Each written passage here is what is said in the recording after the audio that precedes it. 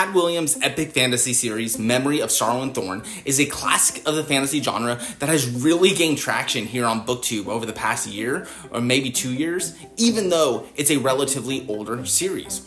In fact, it was one of the 10 books that made it onto my original Classics Fantasy TBR, a video where I went over the 10 classic fantasy series and books that I wanted to read when I first started BookTube around 3 years ago. And I know we aren't supposed to judge a book by its cover, but the original cover art for this book is what caught my attention and made me read up more on the Dragonbone Chair and Memory, Sorrow, and Thorn. And since I became aware of the Dragonbone Chair and A Memory of Sorrow and Thorn, I haven't been able to keep myself from noticing that the art from this series is literally second to none. And yes, I am talking about the original covers and about how amazing those original covers are, but recently we've been seeing a lot of special edition versions of this book add to the art of this world, and it's honestly creating some of the most amazing art and cover art of any series I've ever seen. And yes, I know I could probably just sit back and appreciate all this amazing artwork for what it is, but I'm choosing not to. Because ever since I've seen this new cover art come out, I haven't been able to stop myself from comparing these ones to the old one, and then these two new ones to each other. I've been pitting them against each other in my mind to see which one I love the best, and shortly after I started doing this, I discovered that I was not alone in this. I was not the only one. Library of a Viking made a post on X about the beautiful editions that we're getting from these special edition booksellers. And he posted the 2 special edition covers we're getting and asked which one we preferred. And I answered him on that post. But I thought it would make a fun video to kind of talk about which cover's the best, because even though it may seem unimportant, I think that the cover of a book sets the expectations for the story. And the wrong expectation can have disastrous effects on how you experience the story within the book. And I actually have a personal experience of the wrong expectation kind of tainting my experience with a book, and specifically it's this book. Like, I have an experience of where the wrong expectations of the Dragonbone Chair ended up, I think, kind of diminishing my experience with it. About 1.5 to 2 years ago, I made a video where I discussed how Dragonbone Chair and Tigana are books that I couldn't get out of my head.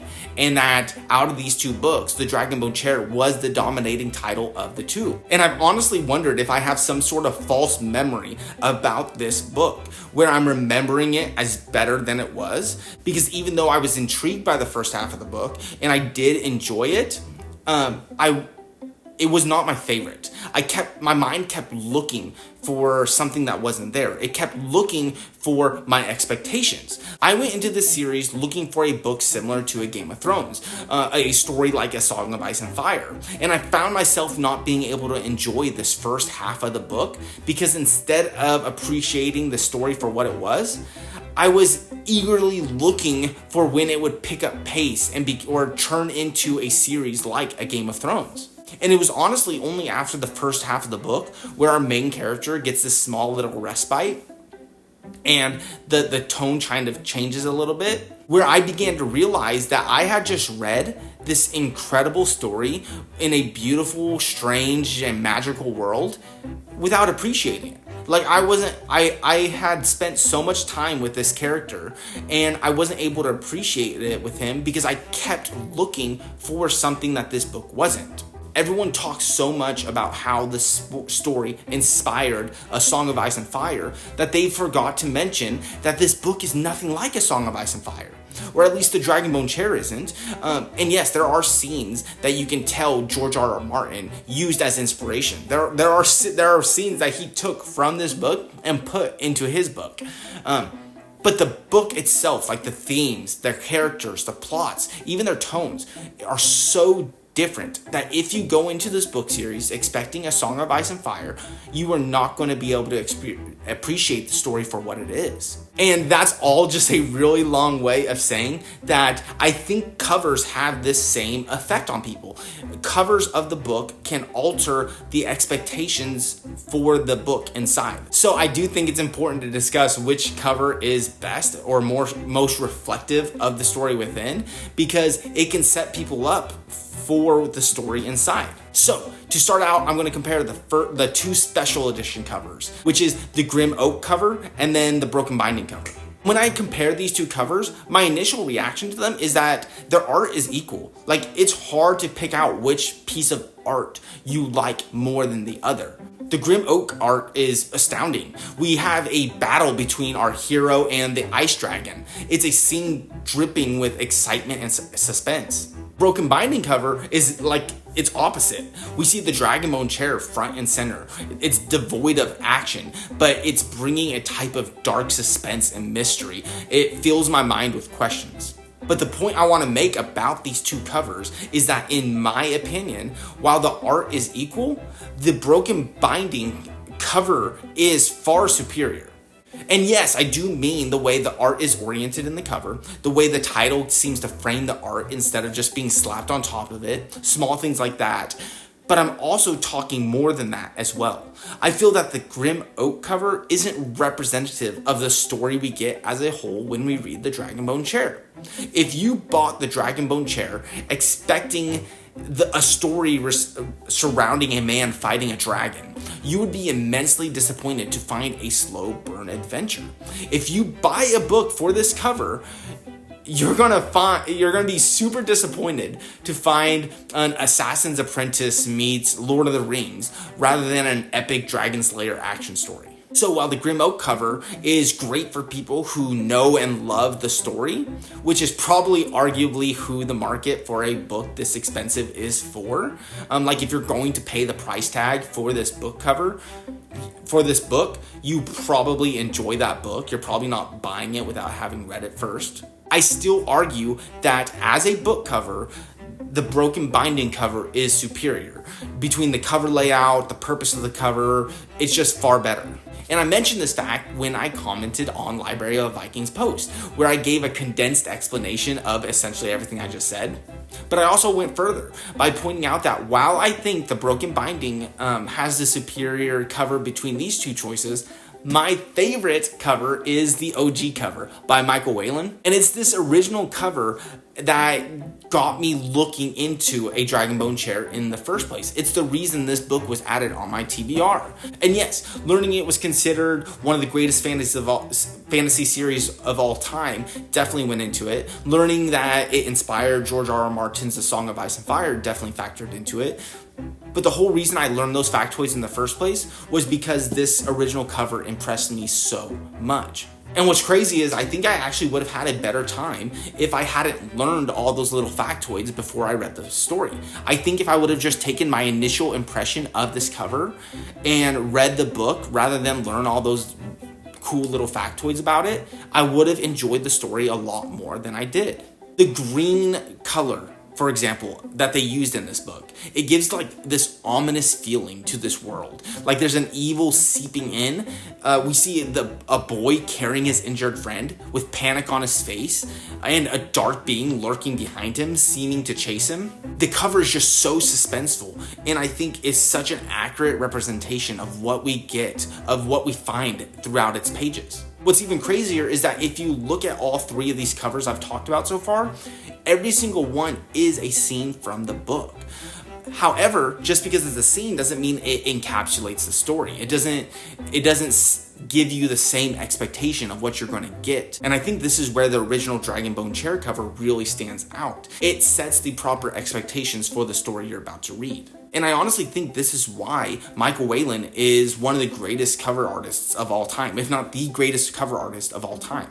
It does the three big things I think that great fantasy covers need to be considered great, which is one, the art has to be good, which I know that sounds obvious, but there is cover art that just is bad.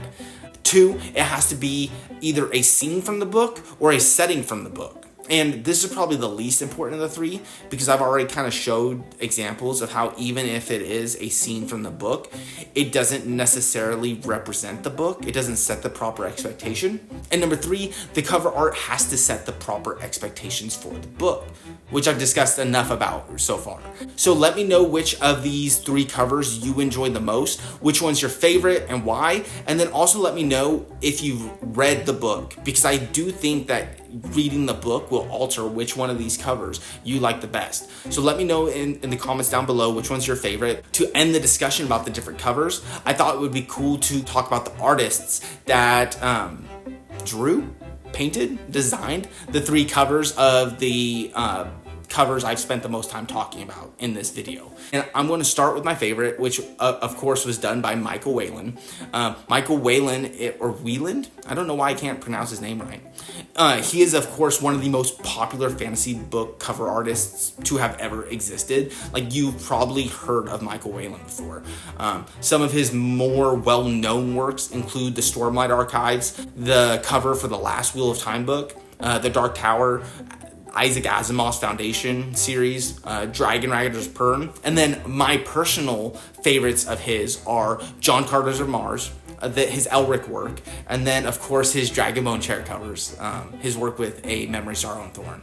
And I think something really unique about him is that he perfectly captures the essence of the stories that he's commissioned to create art for. Like, he's capturing the story within one scene, and I think there are very few people who are able to do this with one book, let alone consistently throughout their career. The next artist I want to talk about is the artist of the Broken Binding edition, Jeff Brown. And I would honestly say that his recent work is elevated him to the status of like Michael Whelan for me personally.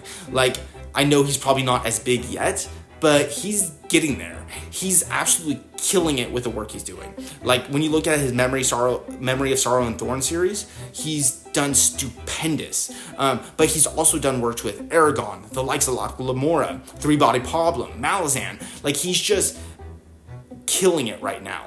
He's one of those few artists that just really understands the job he's hired to do, and he seems to deliver every single time. Last but not least, the artist I'm going to talk about is the one of the Grim Oak Press edition.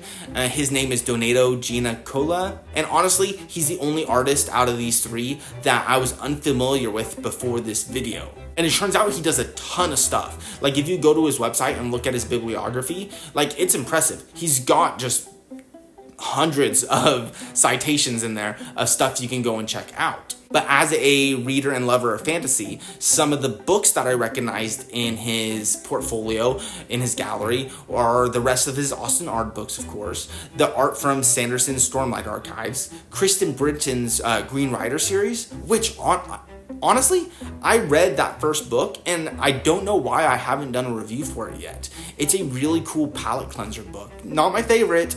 I have a lot to say about it, which is why I'm surprised I haven't made that video yet. But he did artwork for that as well. He did Quoth from Name of the Wind.